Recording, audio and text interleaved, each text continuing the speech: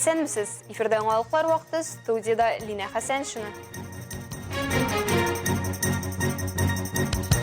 Самокат йөртүчегә нәрсә белү мөһим?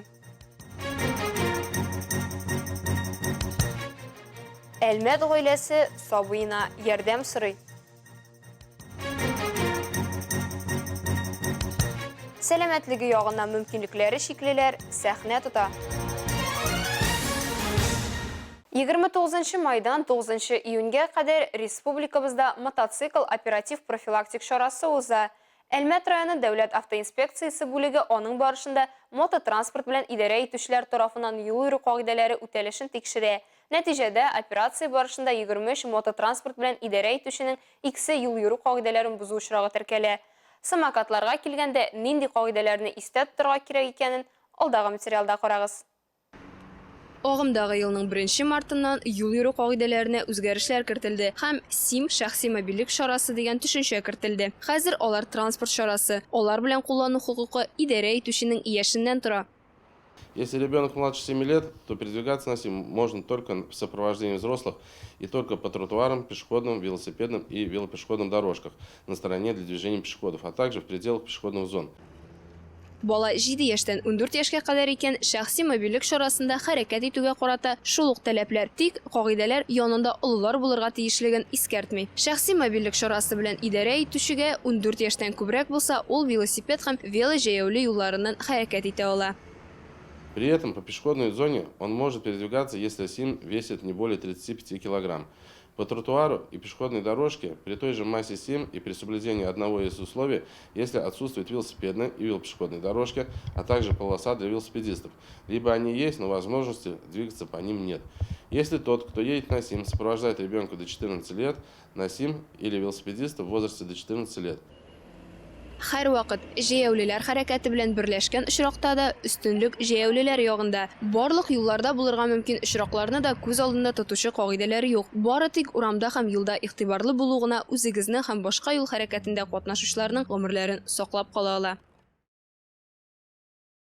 Внимание, дети! Профилактик чарасы кысаларында Тизби университеты идарәсенең Әлмәт көлиятендә әңгәмә узды. Студентларны Татарстан Республикасы һәм Әлмәт районында 4 ай эчендә теркәлгән юл транспорт һәлакәтләре статистикасы белән таныштырдылар. Тематик видеофильмнар күрсәтелде. Тормышны саклап калу өчен юл йөрү кагыйдәләрен үтәргә яктылык кайтаргыч элементларны кулланырга кирәклеген искәрттеләр. Шундый ук очрашу Әлмәт политехник техникумында да узды. Ул яшьләр катнашындагы юл транспорт травматизмын киметүне максат итте. Студентларга шулай ук төп юл йөрү кагыйдәләрен искәрттеләр. Җәяүлеләргә ничек машиналар йөри торган юлны узарга кирәклеген аңлаттылар. Әлмәт гаиләсе сабыйларын дәвалау өчен акча җыюда ярдәм сорый. Яшь ярымлык Артем Дравай синдромыннан интегә, тәне күзән җыерып, аң югалтуларга этәргеч булып тора.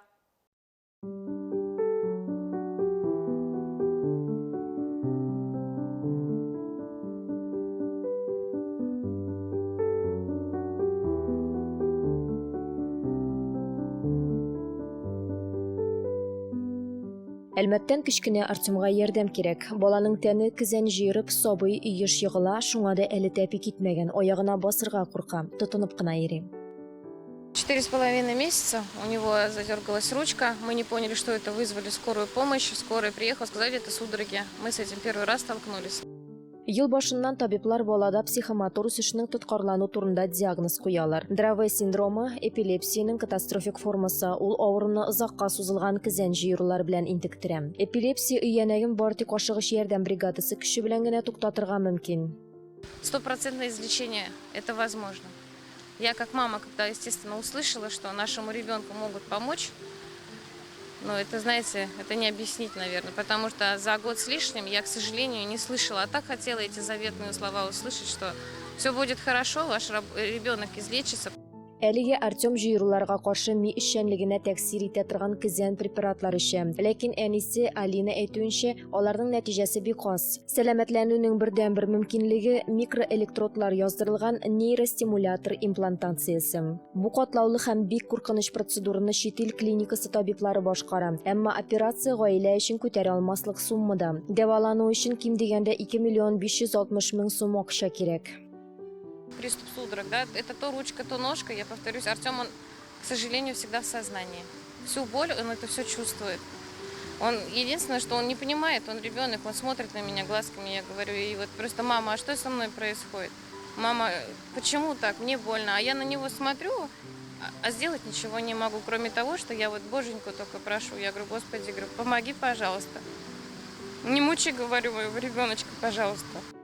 Ананьевлар гаиләсе улларын дәвалауда ярдәм итүне үтенә. Аның өчен гаилә махсус хисап ачкан. Артемга сәламәт тормышка өмет бүләк итү өчен реквизитларны сез хәзер экраннарыгызда күрәсез.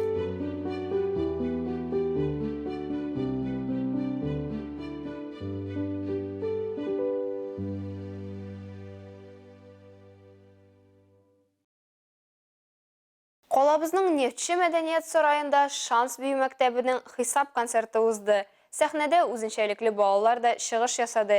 Сәламәтлеге ягыннан мөмкинлекләре шикләнгән балаларга җылы бүләк итәргә һәм үсештә булырга ярдәм итүче Әлмәттәге беренче һәм бердәнбер биргә өйрәтүче Гөлнара Уралова һәм бию дәресләренең бала үсешенә йогынтысын күреп куанучы әти-әниләр хакында алдагы минутларда карагыз.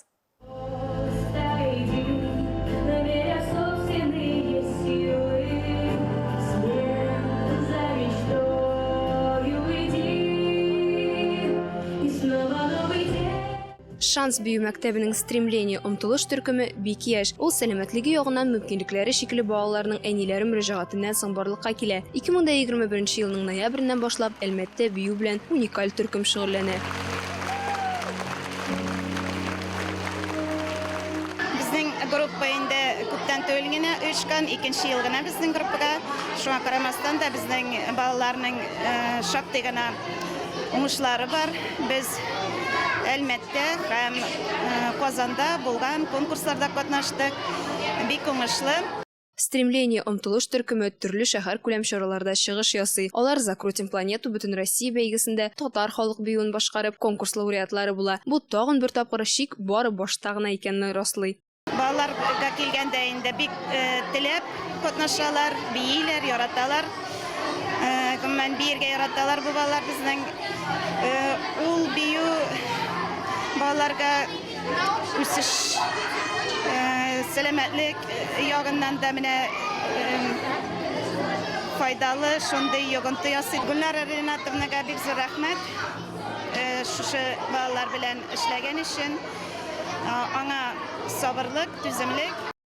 Үзенчәлекле балаларны ярдәмчел бердәм иткән өчен әти-әниләр чиксез рәхмәтле. Чөнки Гөлнара Уралова Әлмәттә сәламәтлекләре ягыннан мөмкинлекләре шикле балаларны биергә өйрәтә торган бердәнбер хореограф. Бу эшен ул хәйрия гамәле буларак башкара.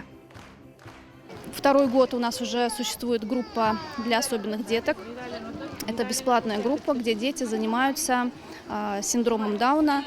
Но я могу сказать, что это действительно особенные дети в том плане, что они очень чуткие, очень отзывчивые.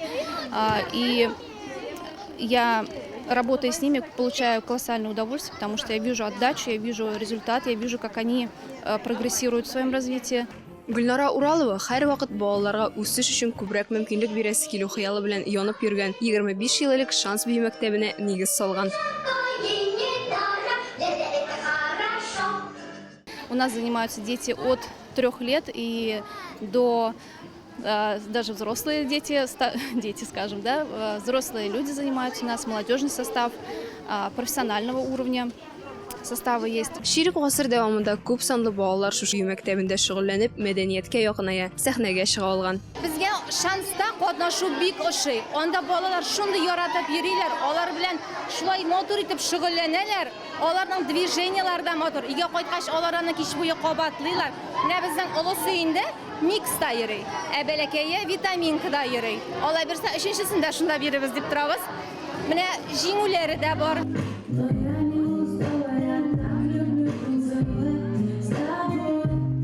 Бу ел нәтиҗәләре буенча Мәскәү, Сочи, Казан, Яшьчалы шәһәрендә узган бәйге фестивальләрдә төрле төркемнәр зур нәтиҗәләргә ирешкән. Барлыгы 5 гран-при алынган һәм бу яңа рекорд булып санала. Әти-әниләр сүзләренчә, ярты ел саен мондый хисап концертлары узу балаларның үсешен күрсәтә. Кызлар төз, матур, фигуралары искиткеч булсын өчен аларны биюгә йөртергә кирәк. Шу максат белән кызымны Дилияне 2 яшьтән инде мин биюгә йөртә башладым. Баштарак бергә йөрсәк беренче елны адаптацион төркем иде ул. Хәзер инде алар үзләре генә йөри.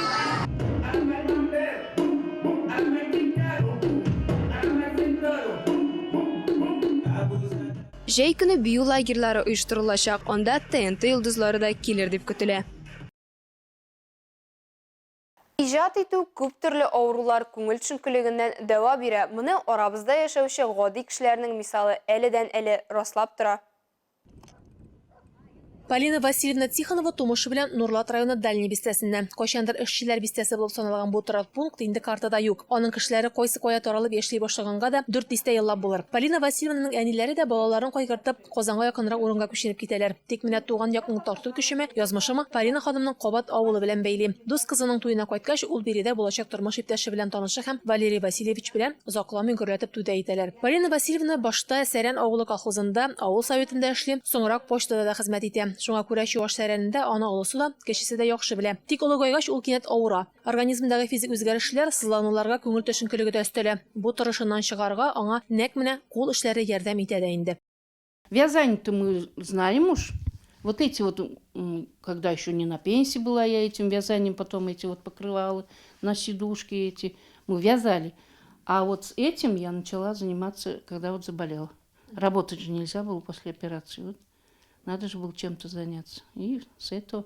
А потом интернет в помощь. Увидела, что люди вот так вот делают. Банки обклеют, часы там, кто что, в телефоны. Ну, а я, чтобы не выкинуть, вот.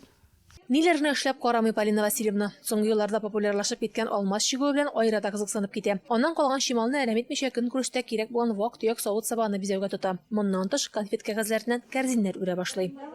Фантики мне все приносят. Сама не ем конфеты в последнее время. Куда ни пойду, от всех собираю. Говорю же, в Питер ездила, из Питера привезла, с Казани привозит, Нурлат привозит. И собираю, тоже еще сделала. Хотела это внучке собрать корзинку. Дедушка говорит, с внучкой пойдем яйца собирать на Пасху. Вот надо корзиночку сделать маленькую. Полина Васильевна бүген аягында булып тулы канлы тормыш белән яши башлагына иҗади мөмкинлекләргә рәхмәтле. Әгәр дә кешегә гомер бирелгән икән, күңел төшенкелегенә юл куймыйча яши белергә киңәш итә ул. Мысли дурные не лезут, этим занимается. Когда болеешь, ну, дурные же мысли бывают. А это отвлекает. Ну, занятие какое-то, все равно не сидишь без дела. Радифа Нугманова, Рафаэль Сафин, яңалыклар вакыты, Луч Илмәт телекомпаниясе. Әлмәттә пляж волейболы буенча кызлар арасында турнир башланды. Шәһәр паркында һәм пляжында барлыгы 4 майданчыкта уеннар уза. Ну, мы стараемся проводить соревнования каждый год, именно ближе к 1 июню. Балаларны яклау көненә багышланган турнир Әлмәт волейбол федерациясе һәм Татнефть компаниясе ярдәме белән мөмкин булды. Ярышларда Иделбуй федераль округының 6 шәһәре 20-гә якын команда катнашты. Пляжный волейбол, он развивался как-то медленнее. Но вот с этого года, конечно, очень много пляжников и детей, очень много, конечно, и желающих и приехать, но мы не можем всех объять. Пляж волейболы буенча кызлар арасында узган ярышлар турында тулырак иртәгә кич безнең каналда карагыз. Җәй кызу булырга тора. Халыкара балаларны яклау көнне Луч телекомпаниясе Кухня дети балалар кулинар проектын башлап җибәрә. Оригинал һәм искиткеч тәмле ризыклар әзерләүдә Гвоздиковлар һәм Мурзахановлар гаиләсе көч сынашачак. Аларга тәҗрибәле остазлар Алиса Полевская һәм кейтеринг компаниясенә нигез салучы Павел Красильников ярдәм итәчәк.